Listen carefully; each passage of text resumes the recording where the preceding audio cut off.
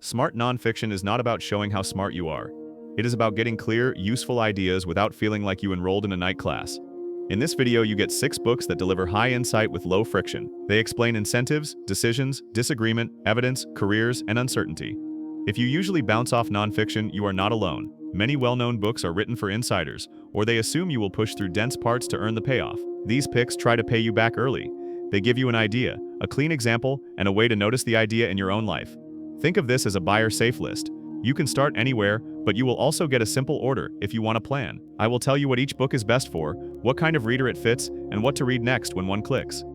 If you want smart books that feel approachable, focus on clarity, not prestige. Clarity is what keeps you reading, and consistency is what makes the ideas stick. Smart books feel like homework for 3 predictable reasons. First, they assume shared vocabulary, so you are forced to decode instead of think. Second, they hide the main claim inside long setup, so you do not feel progress, and you stop reading. Third, they mix evidence and opinion without signaling the difference, so you feel uncertain about what to trust. The books on this list are clarity first. They define terms in plain language. They give concrete examples early, so your brain has something to hold on to. They restate the claim more than once, which sounds simple but is the real secret of readability. When you evaluate a nonfiction book, look for 3 signals. Signal 1 is short chapters or clean section breaks. Signal 2 is a visible structure, where you can tell what the next part will do. Signal 3 is a tone that respects the reader, without talking down. You can use these signals even before you buy. Read the first few pages. If you cannot explain the book to a friend after 5 minutes, it may be an interesting book, but it may not be your next book. Your goal is insight that actually reaches your life. Freakonomics. Stephen D. Levitt and Stephen J. Dubner. This is curiosity-driven nonfiction that reads like a series of sharp mini-investigations. The setting is everyday life, where ordinary choices create patterns that are easy to miss when you only follow the obvious story. The core reading pleasure is the feeling of getting a new lens. You start noticing incentives behind behavior, not just the behavior itself, that can change how you think about work, school, crime stories, and small social decisions. This is also a good first pick because it is modular. You can read one chapter, put it down, and still feel like you got value. If you are tired, it still works. If you are busy, it still works. The best way to use this book is to read slowly and ask one neutral question after each chapter. What incentive was really driving the outcomes? You do not need to agree with every argument to benefit. You are building a habit of looking for hidden trade-offs. If you want smart nonfiction to feel fun again, start here. It is a momentum builder, and momentum is what makes the next books feel lighter. Algorithms to Live By. Brian Christian and Tom Griffiths. This book feels like practical life advice, but the advice is built from simple ideas in computer science. The setting is your daily decision stream, where you have limited time, limited attention, and too many options. You get tools for searching, sorting, scheduling, and choosing when to stop optimizing. The tone stays friendly. The math is light, and when a concept could get technical, the authors translate it into a story you can use. This is a perfect book for people who like frameworks. Each chapter gives a principle, then shows what it looks like in real life. You can apply it to shopping decisions, email, dating, choosing projects, and even how to structure your to-do list. A good way to read it is to treat it like a menu. Pick the chapter that matches your current pain point. If your problem is over-searching, read the searching chapters. If your problem is over-committing, read the scheduling chapters. The payoff is that your decisions start to feel calmer. You stop trying to be perfect and start trying to be reliably good. That shift makes modern life feel more manageable. The Righteous Mind. Jonathan Haidt. This is a calm guide to why people disagree in ways that feel personal and irrational. The setting is everyday moral talk, from family debates to online comments, where the same facts can trigger different values. The book is structured in a reassuring way. It defines what it means by key terms, then builds step by step. You do not need prior psychology knowledge. You only need curiosity about how humans justify what they already feel. The reading experience is a mix of clarity and relief.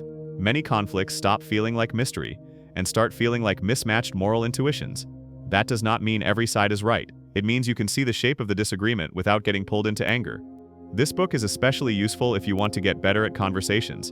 Not the performative kind, the real kind, where you want to understand someone without surrendering your standards. If you read it with a pencil, underline definitions and examples, not conclusions. The definitions are what keep working long after you forget the stories. The Demon-Haunted World. Carl Sagan.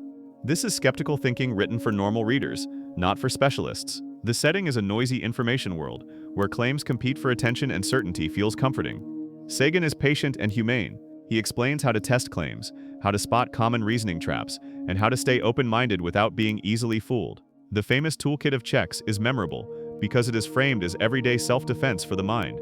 This book is low friction because it uses clear examples and plain language. It also does something rare. It makes skepticism feel calm instead of aggressive. You can care about truth without turning into a person who only argues. Use this book when you feel overwhelmed by news, trends, health claims, or confident internet advice. You will not finish it feeling superior. A good reading method here is to pick one tool from the toolkit and practice it for a week. The value comes from use, not from memorizing. Range. David Epstein. This book is for readers who worry they started too late, or who feel behind because their path is not perfectly specialized. The setting is modern learning and work, where people compare timelines and assume the fastest track is the best track. Epstein argues that broad experience, sampling, and cross-training can be an advantage, especially in complex fields where problems keep changing. The examples are varied, which keeps the reading smooth. Each story points back to a simple idea about when breath helps. This is a great book if you have ever felt pressure to pick one thing and never change. It does not attack experts. It shows why specialization is powerful in stable environments and why generalist skills matter when the environment shifts. The best way to use this book is to look for one area where you can mix skills on purpose. Pair a technical skill with a communication skill. Pair a domain skill with a system skill. The book makes that kind of pairing feel legitimate. If you want a smart book that reduces anxiety and increases patience, this is the one. Fooled by Randomness. Nassim Nicholas Taleb. This is the sharpest book here, and it is best read in small sessions. The setting is any place where outcomes are noisy, from investing to careers to personal success stories, and where confidence can be mistaken for competence. Taleb pushes you to separate skill from luck. He shows how humans see patterns in randomness, and then build stories that feel true. Once you see that habit, you start noticing it everywhere, including in your own memories. This book is not hard because it is technical. It is hard because it challenges the way we explain ourselves. That is why it can feel intense. A simple approach is to read one short chunk, then pause and ask what outcome you have been treating as proof. Proof of talent, proof of failure, proof of being right. You do not need to agree with the author's style to benefit from the idea. The idea is an upgrade to how you interpret results under uncertainty. If you want a book that keeps paying you back for years, put this one near the end of your sequence. Here is the simplest way to choose your first read, based on what you want right now. If you want easy momentum and a fun tone, start with Freakonomics. If you want immediately usable decision rules, start with Algorithms to Live By. If you want to understand disagreement and reduce conflict, start with The Righteous Mind. If you want calm confidence about evidence and claims, start with The Demon-Haunted World. If you want career reassurance and a long-term frame, start with Range. If you want the deepest thinking upgrade on luck and outcomes, save Fooled by Randomness for later. The key is to match the book to your current motivation, not to your ideal self. If you are tired, pick the easiest. If you are stressed, pick the calmest. If you are curious, pick the most playful. One more useful rule is to stop chasing the perfect choice. Any of these books is a good choice if you actually read it. Your first job is to start. Your second job is to keep a steady pace that fits your week. A simple way to read smart nonfiction without burnout. Read in short loops. Pick one chapter, then stop on purpose. Write one sentence you could apply this week. Not a summary. A testable idea. Also separate reading for insight from reading for completeness. If a chapter feels repetitive, skip ahead. These authors are building a case with many examples, but you only need enough examples to understand the principle. Pair books on purpose. For example, read Freakonomics for curiosity, then read Algorithms to Live By for structure. Or read The Demon-Haunted World for truth tools, then read The Righteous Mind for people tools. When you feel your attention drop, do not force it. Switch to a shorter session. 5 pages is still a session. The goal is to keep the habit alive. One more trick is to set a stopping point before you start. 10 pages is enough for these books to work, because the value is in the lens, not in finishing fast. If you like highlighting, highlight only claims and definitions, not anecdotes. Then revisit your highlights once a week and ask what you would do differently. Finally, do not stack too many similar books at once. Alternate a playful explainer with a framework book so your motivation stays steady. Recap and next step. These 6 books are smart without being heavy, and each one earns its place for a different reason. Freakonomics makes you curious about incentives. Algorithms to Live By gives you decision routines. The Righteous Mind helps you understand disagreement. The Demon-Haunted World teaches reliable skepticism. Range reframes learning and careers. Fooled by Randomness upgrades how you interpret outcomes. If you want a single starter plan, read Freakonomics first, then Algorithms to Live By. Then choose either The Demon-Haunted World or The Righteous Mind, depending on whether you want truth tools or people tools. Range works well after that because it reduces anxiety about direction. Save Fooled by Randomness for last, when you want the deepest upgrade to your thinking under uncertainty.